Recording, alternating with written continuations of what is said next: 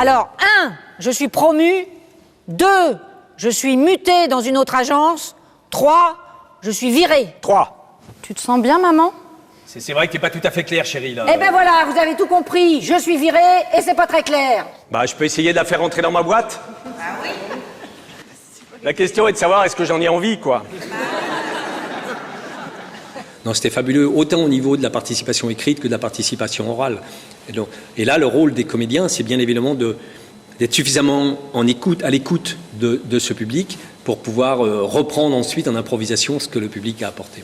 Et pourtant, il a le temps de s'occuper de lui. Il paraît qu'il s'est fait virer, il est au chômage. Non. Si.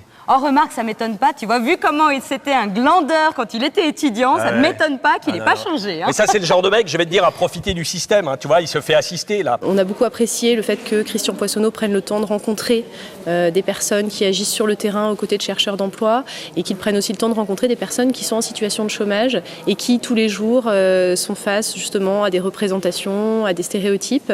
Et donc, c'est ce qui fait que ce spectacle est juste et très humain.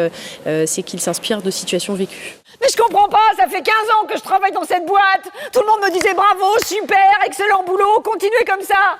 Et puis là, c'est terminé. Il y a toujours, dans une situation qui est grave, son pendant comique, en fait. Et c'est souvent les personnes qui entourent la personne qui est en souffrance qui vont apporter cette dimension comique. Le mari, la chargée de recrutement, c'est eux qui vont apporter, en fait, cette dimension comique de par leur attitude, parce qu'ils ne savent pas comment faire face à quelqu'un qui est dans cette situation de souffrance. Mais là, rien, sans raison, je trouve ça vraiment injuste. Mais c'est pas sans raison, il y a toujours des raisons.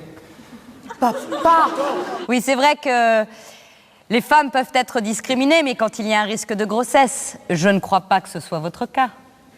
J'ai trouvé que la soirée était vraiment magnifiquement menée, pédagogiquement, c'est-à-dire avec la participation de l'Assemblée, avec des acteurs de grande qualité, et puis il y avait une montée en puissance du problème qui était débattu. Pour le coup, c'était vraiment drôle et c'est pas des termes super compliqués, donc c'est une pièce abordable. Dans la salle, il y avait un enfant de 10 ans, je suis sûre qu'il a tout compris.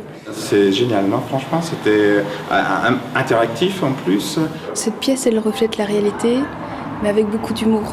Et je pense que c'est plus facile pour faire passer les messages et que les personnes soient conscientes que chercher du travail, c'est vraiment un boulot à temps plein et que c'est pas simple, surtout en ce moment.